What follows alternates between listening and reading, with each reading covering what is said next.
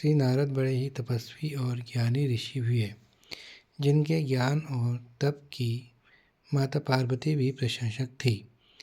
एक दिन माता पार्वती के ज्ञान की तारीफ करने शिव ने पार्वती जी को कहा, नारद बड़े ही ज्ञानी हैं, लेकिन किसी भी चीज़ का अहंकार अच्छा नहीं होता है। एक बार नारद को इसी अहंकार के कारण बंदर बनना पड़ा था। यह सुनकर माता पार्वती को बहुत आश्चर्य हुआ। उन्होंने श्री शिव भगवान से पूरा कारण जानना चाहा। तब श्री शिव ने बताया, इस संसार में कोई कितना ही बड़ा ज्ञानी हो, लेकिन श्री हरि जो चाहते हैं वो उसे बनना ही पड़ता है। नारद को एक बार अपनी इसी तप और बुद्धि का अहंकार हो गया था। इसीलिए नारद को सबक सिखाने के लिए श्री विष्णु को एक युक्ति सूझी। हिमालय पर्वत में एक बड़ी पवित्र गुफा थी। उस गुफा के निकट ही गंगा जी बहती थी। वह परम पवित्र गुफा नारद जी को अत्यंत सुहानी लगी। वहाँ पर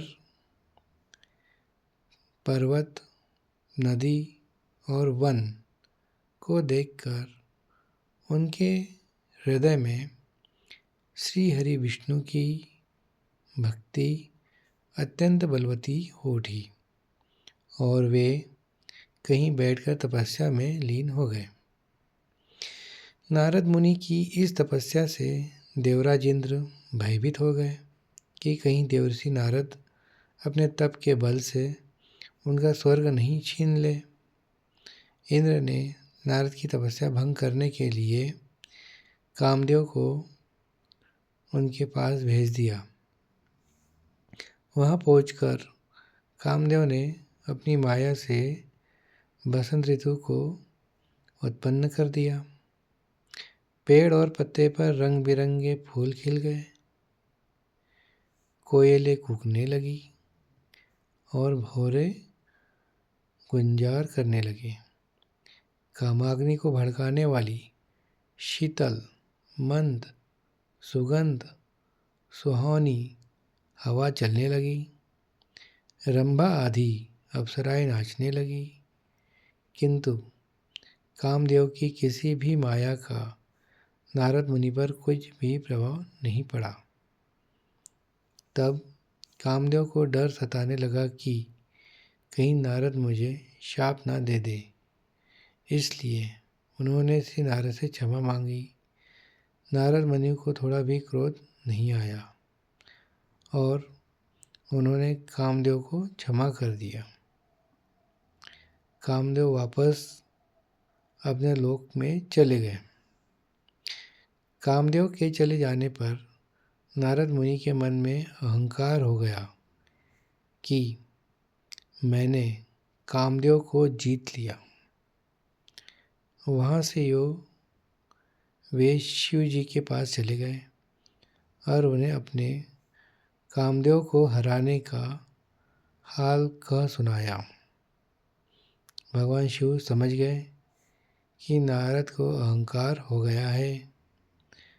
शंकर जी ने सोचा कि यदि इनके अहंकार की बात विष्णु जी जान गए तो नारद के लिए अच्छा नहीं होगा। इसलिए उन्होंने नारद से कहा कि तुमने जो बात मुझे बताई है उसे श्री हरि को मत बताना। नारद जी को शिव जी की यह बात अच्छी नहीं लगी। उन्होंने सोचा कि आज तो मैंने कामदेव को हराया है और ये भी किसी को नहीं बताऊं। नारद जी क्षीर सागर पहुँच गए और शिव जी के मना करने के बाद भी सारी कथा उन्हें सुना दी। भगवान विष्णु समझ गए कि आज तो नारद को अहंकार ने घेर लिया है। अपने भक्त के अहंकार को वे सह नहीं पाते। इसलिए उन्होंने अपने मन में सोचा कि मैं एक ऐसा उपाय करूँगा कि नारद का घमंड भी दूर हो जाए और मेरी लीला भी चलती रहे। नारद जी जब श्री विष्णु से विदा होकर चले तो उनका अभिमान और भी बढ़ गया। इधर श्रीहरि ने अपनी माया से नारद जी के रास्ते में एक बड़े ही सुंदर नगर को बना दिया। उस नगर में शीलनिधि नाम का वैभवशाली राजा रहता था। उस राजा की विश्वमोहिनी नाम की बहुत ही सुंदर बेटी थी, जिसके रूप को देखकर लक्ष्मी भी मोहित हो जाए। विश्वमोहिनी स्वयंवर करना चाहती थी, इसलिए कई राजा उस नगर में आए। वे थे नारद जी उस नगर के राजा के पास यहाँ पहुँचे तो राजा ने उनका पूजन करके उन्हें आसन पर बैठाया। फिर उनसे अपनी कन्या की हस्तरेखा देखकर उनके गुण दोष बताने के लिए कहा। उस कन्या के रूप को देखकर नारद मुनि वैराग्य भूल गए और उसे देखते ही रह गए। उस कन्या की हस्तरेखा बता रही थी कि उसके साथ जो विवाह करेगा वह अमर हो जाएगा, उसे संसार में कोई भी जीत नहीं सकेगा और संसार के समस्त जीव उसकी सेवा करेंगे। यह बात नारद मुनि ने राजा को नहीं बताई और राजा को उन्होंने अपनी ओर से बनाकर कुछ और अच्छी बातें कह दी। अब नारद जी ने सोचा कि कुछ ऐसा उपाय करना चाहिए कि यह कन्या मुझसे ही विवाह करे। ऐसा सोचकर नारद जी ने श्रीहरि को याद किया और भगवान विष्णु उनके सामने प्रकट हो गए। नारद जी ने सारी बात बताई और कहने लगे, हे नाथ, आप मुझे अपना सुंदर रूप दे दो ताकि मैं उस कन्या से विवाह कर सकूं। भगवान हरि ने कहा, हे नारद, हम वही करेंगे जिसमें तुम्हारी भलाई हो।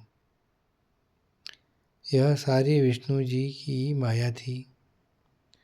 विष्णु जी ने अपनी माया से नारद जी को बंदर का रूप दे दिया। नारद जी को यह बात समझ में नहीं आई। वह समझे कि मैं बहुत सुंदर लग रहा हूँ। वहाँ पर छिपे हुए शिव जी के दो गणों ने भी इस घटना को देख लिया।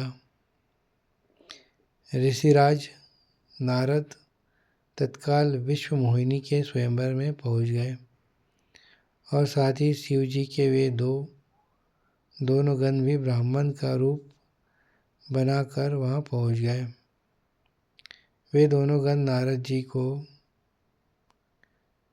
सुनाकर कहने लगे कि भगवान ने इन्हें इतना सुंदर रूप दिया कि राजकुमारी सिर्फ इन पर ही रिझेगी। उनकी बातों से नारद जी मन ही मन बहुत खुश हुए। स्वयं भगवान विष्णु भी उस स्वयंवर में एक राजा का रूप धारण कर आए गए। विश्वमोहिनी ने कुरूप नारद की तरफ देखा भी नहीं और राजा रूपी विष्णु के गले में वरमाला डाल दी। मोह के कारण नारद मुनि जी की बुद्धि नष्ट हो गई थी। राजकुमारी द्वारा अन्य राजा को वरमाला डालते देख वे परेशान हो उठे। उसी समय शिवजी के गणों ने ताना कसते हुए नारद जी से कहा, जरा दर्पण में अपना मुंह तो देख लीजिए। मुनि ने जल में झांककर अपना मुंह देखा और अपनी कुरूपता देखकर गुस्सा हो उठे। गुस्से में आकर उन्होंने शिव जी के इन दोनों गणों को राक्षस हो जाने का शाप दे दिया। उन दोनों को शाप देने के बाद जब मुनि ने एक बार फिर से जल में अपना मुंह देखा तो उन्हें अपना असली रूप फिर से मिल चुका था। नारद जी को अपना असली रूप वापस मिल गया था, लेकिन भगवान विष्णु पर उन्हें बहुत गुस्सा आ रहा था, क्योंकि विष्णु के कारण ही उनकी बहुत ही हंसी हुई थी। वे उसी समय विष्णु जी से मिलने के लिए चल पड़े। रास्ते में ही उनकी मुलाकात विष्णु जी, जिनके साथ लक्ष्मी जी और विश्व मोहिनी भी थी, से हो गई।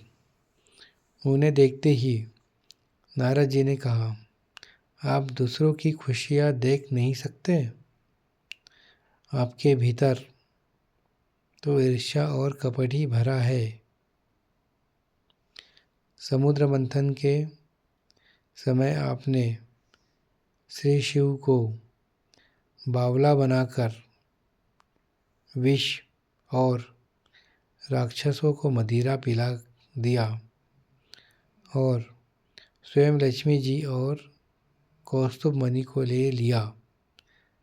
आप बड़े धोखेबाज और मतलबी हो, हमेशा कपट का व्यवहार करते हो। हमारे साथ जो किया उसका फल जरूर पाओगे। आपने मनुष्य रूप धारण करके विश्व मोहिनी को प्राप्त किया, इसलिए मैं आपको शाप देता हूँ कि आपको मनुष्य जन्म लेना पड़ेगा। आपने हमें स्त्री से दूर किया, इसलिए आपको भी स्त्री से दूरी का दुख सहना पड़ेगा। और आपने मुझको बंदर का रूप दिया, इसलिए आपको बंदरों से ही मदद लेना पड़े। नारद के शाप को श्री विष्णु ने पूरी तरह स्वीकार कर लिया और उन पर से अपनी माया को हटा लिया। माया के हट जाने से अपने द्वारा दिए शाप को याद कर के नारद जी को बहुत दुख हुआ, किंतु दिया गया शाप वापस नहीं हो सकता था।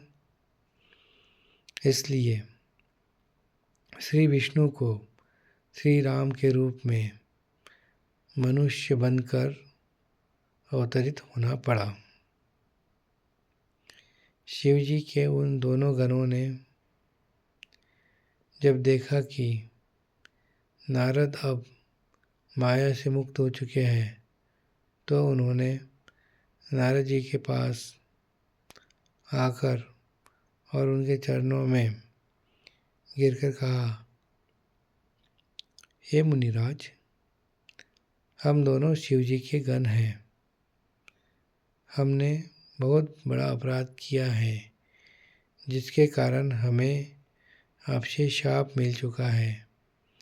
अब हमें अपने शाप से मुक्त करने की कृपा करें। नारद जी बोले, मेरा शाप झूठा नहीं हो सकता, इसलिए तुम दोनों रावण और कुंभकर्ण के रूप में महान, ऐश्वर्यशाली, बलवान तथा तेजवान राक्षस बनोगे और अपनी भुजाओं के बल से पूरे विश्व पर विजय प्राप्त करोगे। उसी समय भगवान विष्णु राम के रूप में मनुष्य शरीर धारण करेंगे और युद्ध में तुम दोनों उनके हाथों से मारे जाओगे। और तुम्हारी मुक्ति हो जाएगी।